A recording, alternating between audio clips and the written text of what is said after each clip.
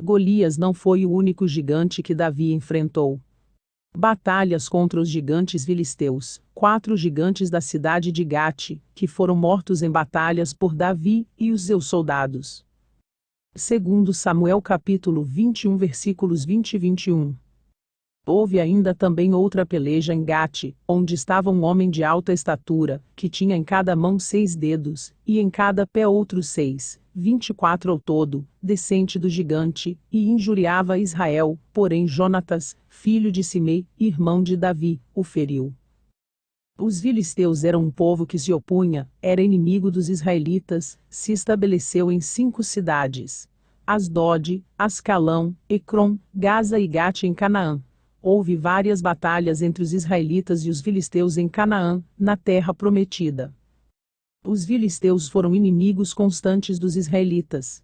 No período dos juízes de Israel, inicia logo após a morte de Josué, o povo se afasta de Deus, e os filisteus despontaram como inimigos dos israelitas. Os povos coadjuvantes, vizinhos em Canaã, no período dos juízes são os amonitas, moabitas, os cananeus, os midianitas, edomitas, os amalequitas, os filisteus. Esses povos oprimem Israel. Alguns dos vizinhos dos israelitas vieram de fora, como os filisteus, para a terra de Canaã. Moisés envia 12 espias, para espionar a terra de Canaã. Depois de 40 dias, os espias teriam que voltar, para mostrar relatório completo com todas as informações da terra. Entretanto, ao voltar, 10 espias trouxeram relatório negativo: a terra era muito boa, mas tinha gigantes. Só Calebe e Josué fizeram relatório positivo: venceriam os gigantes, era Deus quem daria a vitória. Israel iria cruzar o Jordão e iniciar a conquista de Canaã, terra prometida. Josué estava à frente do povo em lugar de Moisés. Após a conquista, houve a distribuição, a divisão das terras aos israelitas entre as tribos. Ocupam parcialmente as terras dos antigos moradores. Não era fazer aliança com os antigos moradores da terra. Israel não obedeceu completamente ao Senhor, e tiveram que conviver com povos vizinhos. Calebe recebeu em herança a cidade de Hebrom, terra montanhosa. Foi nesse lugar que encontraram os filhos de Anak, descendentes de gigantes. Calebe viu os gigantes de Hebrom, quando foi espiar a terra prometida, e estava disposto a lutar e enfrentar os gigantes. A história da coragem de Calebe, e da sua vitória sobre Hebrom, não mostra a força do homem, e sim o poder, e a fidelidade de Deus. Assim como Davi, que enfrentou gigantes. Efésios capítulo 1 versículo 18. Peço a Deus que os seus olhos sejam iluminados, para conhecer as riquezas da gloriosa herança preparadas para vocês. Gálatas capítulo 4 versículo 7. Assim, você já não é mais escravo, mas filho, e, por ser filho, Deus também o tornou herdeiro. Quando assumimos a posição de filhos por adoção, temos a oportunidade em desfrutar da herança de Deus. Ou seja, quando mortificamos o velho homem das nossas vidas. Além disso, precisamos perseverar, mostrar que somos novas criaturas, valorizando a herança, para desfrutar da herança de forma responsável. Jeremias capítulo 2 versículo 7. E eu vos introduzi numa terra fértil, para comerdes o seu fruto, e o seu bem, mas quando nela entrastes contaminastes a minha terra, e da minha herança fizestes uma abominação. A falta de conhecimento, e de praticar o conhecimento bíblico leva à perca da herança, leva à morte espiritual. Não viver o que se prega, ou seja, não praticar o que está na Bíblia, e ensinar a praticar. Romanos capítulo 2 versículo 22. Você, que diz que não se deve adulterar, adultera? Você, que detesta ídolos, rouba-lhes os templos. Oséias capítulo 4. Meu povo foi destruído por falta de conhecimento.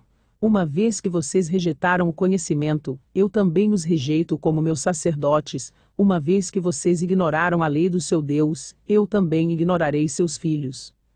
Apenas Samuel, o último juiz, tem relação direta com o período dos reis. Samuel ungiu o primeiro rei Saul, e o segundo rei Davi. O período dos juízes encerra com o início do reinado de Saul. Os filisteus derrotaram os israelitas em uma batalha no tempo dos juízes, onde o sacerdote Eli morre, e Samuel assume. Devido ao afastamento de Deus, nessa época a palavra de Deus era rara, o pecado era muito. Os filhos do sacerdote Eli entraram em batalha contra os filisteus, e isto resultou em derrota. Os exércitos de Israel foram derrotados pelos filisteus. Num só dia morreram 30.000 israelitas. Os sucessores do sacerdote, os filhos de Eli, foram mortos na batalha. A arca da aliança do Senhor foi tomada e levada pelos inimigos para o território deles como um troféu conquistado. Eli caiu da cadeira, quebrou o pescoço e morreu quando soube do que tinha acontecido. Quando a nora de Eli, que estava grávida, ouviu dizer que a arca fora tomada, que o marido e o sogro estavam mortos, o processo de dar à luz antecipou-se, e morreu no parto. Deus iria substituir sacerdote Eli, colocar Samuel como um novo sacerdote e profeta em Israel, que foi o último juiz. O próximo período foi dos reis. Primeiro rei foi Saul. Essa derrota foi devido ao pecado. Entretanto, a captura da arca causou grandes problemas, prejuízos, maldições aos filisteus. Para onde a arca ia e ficava no território filisteu, de cidade em cidade, por onde a arca passava as maldições iam junto. A arca da aliança era a principal representação da presença de Deus no meio de seu povo, símbolo da aliança entre Deus e o povo no Antigo Testamento. Na antiga aliança, a arca da aliança foi levada pelos filisteus para Gate. Os filisteus devolvem a arca para Israel, porque trouxe muitos problemas para eles, não suportaram. Teve consequências desastrosas para os habitantes da cidade. A mão do Senhor foi contra aquela cidade, com muito grande terror, pois feriu os homens daquela cidade. Então enviaram a arca de Deus a Ecrom. Sucedeu, porém, que chegando lá, os ecronitas rejeitaram, dizendo: transportaram até nós a arca do Deus de Israel, para nos matarem. A nós e ao nosso povo reuniram-se todos os príncipes dos filisteus, e disseram: devolve a arca do Deus de Israel, para o seu lugar, para que não mate, nem a nós, nem ao nosso povo, porque havia terror de morte em toda a cidade que a arca da aliança ficava na terra dos filisteus, e Deus castigara duramente o lugar. Eles não suportaram. O Deus dos filisteus, caíram diante da arca de Deus, se alegraram pensando que tinha vencido o Deus de Israel, se precipitaram. A alegria foi muito breve, dos filisteus, por sua aparente vitória, ao levarem a arca de Deus. No período dos reis, voltando às batalhas de Davi contra os filisteus. Geteu, o termo aplicado ao habitante ou natural da cidade filisteia de Gate. Os moradores de Gate eram chamados de geteus. O gigante Golias era geteu. O gigante da cidade de Gate, campeão do exército filisteu, que foi morto por Davi, que mostrou ser mais forte do que gigante, porque foi contra ele no nome de Deus vivo, aquele que não perde batalha. Toda manhã e noite, o gigante no vale de Elá desafiava e escarnecia do exército do rei Saul. Davi não disse gigante. Davi perguntou: quem é esse filisteu incircunciso, para que vem escarnecer das fileiras combatentes do Deus vivente? Quem ele pensa que é para afrontar a Deus? Ele não fica de pé, não é páreo para Deus. Quem é que pode contra Deus? Ninguém. Não dá para lutar contra Deus. Davi escolheu 5 pedras lisas de um ribeiro, e as colocou em seu alforje de pastor. Ele então foi ao encontro de Golias na batalha. A batalha não durou muito, Deus deu a vitória muito rápido. Davi usou só uma pedra. Davi pegou 5 pedras, mas usou só uma. As outras 4 pedras eram para os próximos gigantes que ele e seus soldados enfrentariam. Seu soldado matariam. Ele iria ensinar, auxiliar, encorajar, estar junto. Então o gigante Golias que Davi enfrentou, mais esses 4 gigantes, são 5 gigantes. O número 5 também aparece na quantidade de cidades que os filisteus tinham: Asdod, Ascalão, Ecrom, Gaza e Gate. Segundo Samuel capítulo 21 versículo 22, esses 4 eram descendentes dos gigantes, filhos de Rafa, em Gate, e foram todos mortos por Davi e seus soldados. 1 Crônicas capítulo 20 versículo 8, estes nasceram a Rafa em Gate, e caíram pela mão de Davi, e pela mão dos seus servos. Os 4 gigantes eram Isbi-Benob, Safi ou Sipa, Lami irmão de Golias, e o gigante de 6 em cada mão, e em cada pé, não cita o nome dele. Abisai matou o gigante chamado Isbi-Benob. Sibecai, matou um gigante chamado Safi. El-Anã, matou o gigante Lami, irmão de Golias.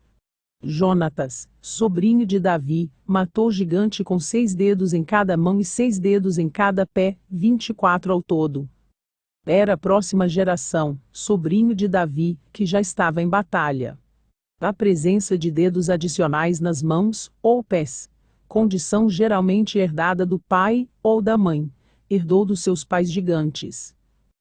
Descendente de gigante, injuriava Israel, tentava vencer na aparência de grande, mais dedos, para causar medo, com seu tamanho. Um opressor, que manda, que decide, que oprime com as palavras, com afrontas, com agressividade, com insulto, com desrespeito, com zombaria.